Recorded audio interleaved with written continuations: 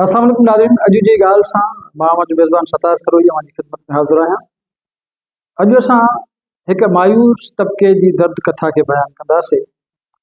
ऐं हीअ जेको असां ॻाल्हि ॿोल करे रहिया आहियूं या हिन क़िस्म जे मौज़ूअनि खे जॾहिं असां बहस हेठि आणे रहिया आहियूं त असांजो बुनियादी मक़सदु इहो आहे त असां सोसाइटी में समाज में हिकिड़ी अवेयरनेस पैदा कयूं ऐं माण्हुनि खे हिकिड़ो राइट डायरेक्शन ॾियूं। कंहिं बि हवाले सां अॼु जे दौर में अॼु जे माण्हूअ खे राइट डायरेक्शन जी, मोटिवेशन जी ऐं हिकु हाकारी सोच जी तमामु घणी ज़रूरत आहे ऐं इहा हर दौर में रही आहे ऐं हर दौर में रहणी बि आहे।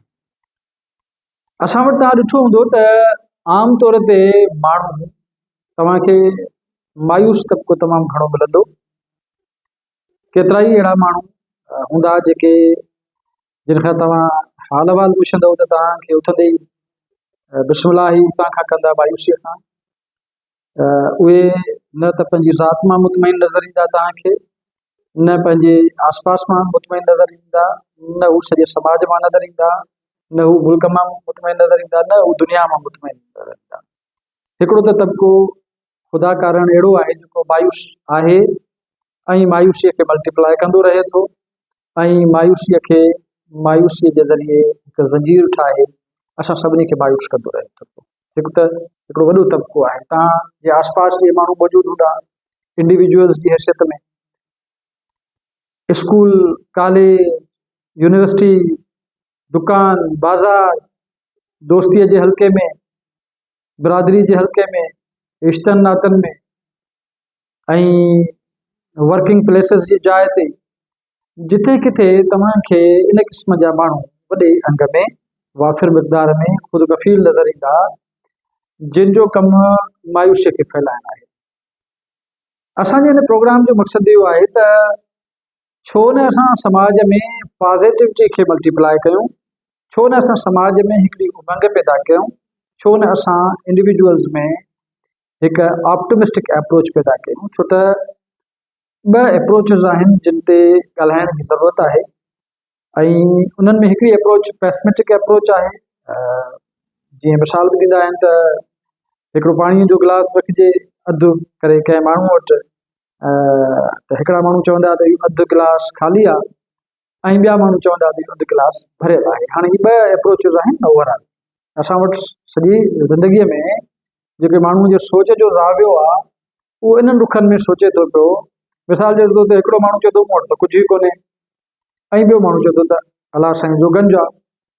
हिकिड़ो माण्हू चए थो त मां त कम जो ई न आहियां, ॿियो माण्हू चए थो न मां कम जो आहियां। हिकिड़ो माण्हू चए थो त मूंखां हीउ कमु न थी सघंदो, ॿियो माण्हू चए थो त हा मां हीउ कमु करे सघां थो। हिकिड़ो माण्हू चए थो त हीउ जेको इल्मु आहे मां हासिलु कंदुसि त नतीजे ते पहुचंदो, मंज़िल ते रसंदुसि। ॿियो चवंदो आहे त इहो इल्मु हासिलु कयां त मिलंदो त कुझु ई कोन, थिए त कुझु ई कोन थो। हिन क़िस्म जा जेके मायूसी जूं वाइब्स आहिनि उहे फैलाईंदड़ माण्हू बहरहाल न सिर्फ़ु पंहिंजी ज़ात जे लाइ, पंहिंजे आस पास जे लाइ, पंहिंजनि दोस्तनि जे लाइ, पंहिंजे कुटुंब जे लाइ ऐं पंहिंजे मुआशिरे लाइ ज़ाहिर क़ातिल आहिनि, पर ख़ुदि उहे पंहिंजी ज़ात जे लाइ इंतिहाई नेगेटिविटी जो फ्रेम ठाहे रहिया आहिनि। सो हिकिड़ी ॻाल्हि त तय आहे त ज़िंदगी मायूसीअ जो नालो न आहे, ज़िंदगी उमंग जो नालो आहे। इहो त तय आहे त ज़िंदगीअ जो फ़लसफ़ो जुस्तजू ते मबनी आहे। इन जे करे ज़िंदगीअ खे उदासियुनि मां, परेशानियुनि मां ऐं मायूसियुनि मां ॿाहिरि कढी उमंग ऐं उमीद ऐं जुस्तजूअ जे डायरेक्शन में खणी अचण जी ज़रूरत आहे। ऐं इहा ज़रूरत अॼु जे हर इंसान खे आहे, पर इन खां वधीक अॼु जे नौजवान खे आहे, जंहिं नौजवान खे मुस्तक़बिल जो मामार चऊं था। अॼु जे ॿार खे आहे जंहिंखे असां मुस्तक़बिल जो मामार चऊं था, अॾींदड़ चऊं था। उन ॿार जी जॾहिं असां परवरिश कयूं त उन में नेगेटिविटी खां वधीक नेगेटिविटी खे ख़तमु कंदा वञूं ऐं पॉज़िटिविटी आणींदा वञूं। ऐं सभ खां पहिरियां त इहा नेगेटिविटी रवैये जे ज़रिए ख़तमु थींदी ऐं पॉज़िटिविटी ॿार जे मिज़ाज में, तबियत में, नफ़्सियात में ईंदी त पॉज़िटिविटी सां ईंदी, यानी रवैयनि सां ईंदी। सो अचो त पंहिंजनि रवैयनि खे ऑप्टिमिस्टिक अप्रोच तहत हलायूं ऐं पंहिंजे फीलिंग्स खे, पंहिंजे ख़्याल खे ऑप्टिमिस्टिक अप्रोच के मुताबिक अॻिते खणी हलूं। पैसिमिस्टिक अप्रोच, गिलास अधु खाली आहे वारी अप्रोच इन दौर जी अप्रोच न आहे।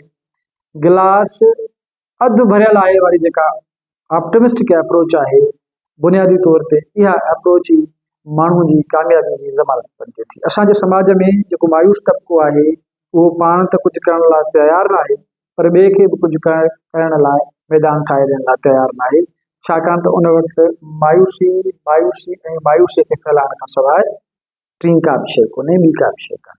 अचो त पंहिंजे सिफ़ुनि मां मायूसी ख़तमु कयूं, अचो त पंहिंजे अंदर मां मायूसी ख़तमु कयूं ऐं वाइब्स ॾियूं, पॉजिटिविटी ॾियूं, उमंग पैदा कयूं ऐं जीअण खे हिकिड़ो गस ॾियूं ऐं रस्तो ॾियूं। ऐं असां सम्झूं था पिया त जेसीं ताईं असां पंहिंजे मुआशिरे में पंहिंजनि उणाइनि खे नज़रअंदाज़ कंदासीं त असां पंहिंजे हाकारियत खे, मुसबित सोच खे हथी ॾेई न सघंदासीं। इन जे करे सभ खां पहिरियां जेकॾहिं का इनकलाबी विख खणिजे ऐं सभ खां पहिरीं जेकॾहिं का तब्दीली आणिजे ऐं मायूसी खे ख़तमु करण जी का मुहिम ऐं का ऑपरेशन शुरू कजे त उहा पंहिंजे ज़हन मां कजे, उहा पंहिंजे अंदर मां कजे, उहा पंहिंजी शख़्सियत मां कजे। छाकाणि त मायूसी जो फैलाव, मायूस ऐं उदास हिकु बेवार ज़हन खे जनमींदड़ रवैया आहिनि।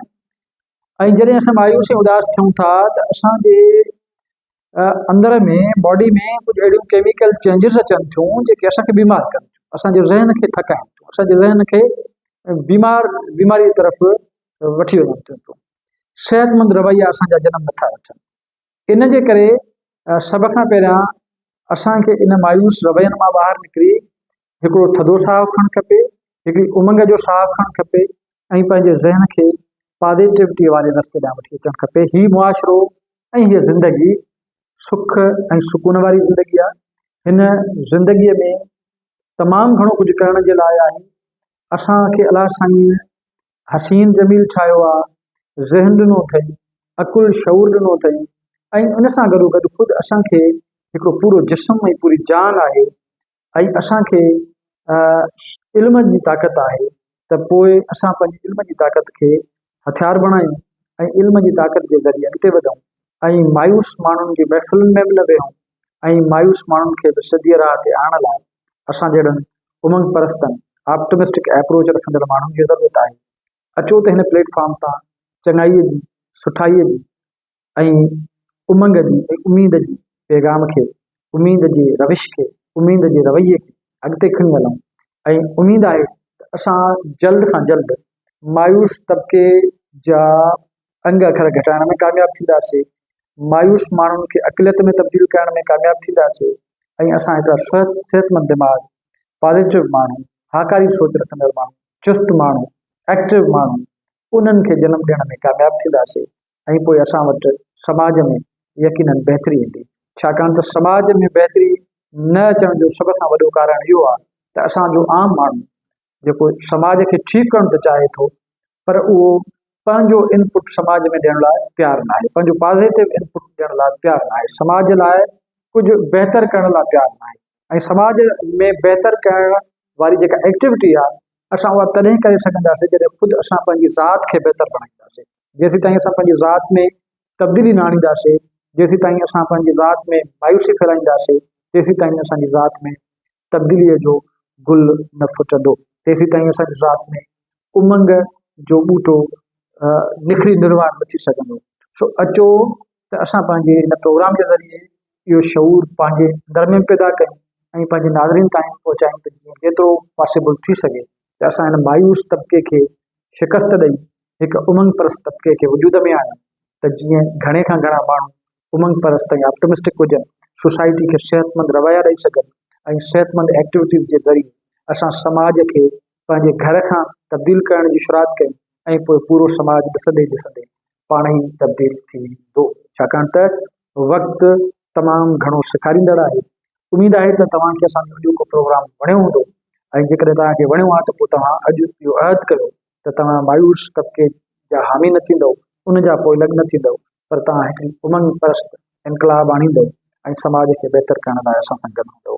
सो मोकिलाणी कान्हे, वरी कंहिं ॿिए अॼु जी ॻाल्हि ऐं ॿिए प्रोग्राम में हाज़िर थींदासीं। तेसीं ताईं अल्लाह हाफ़िज़।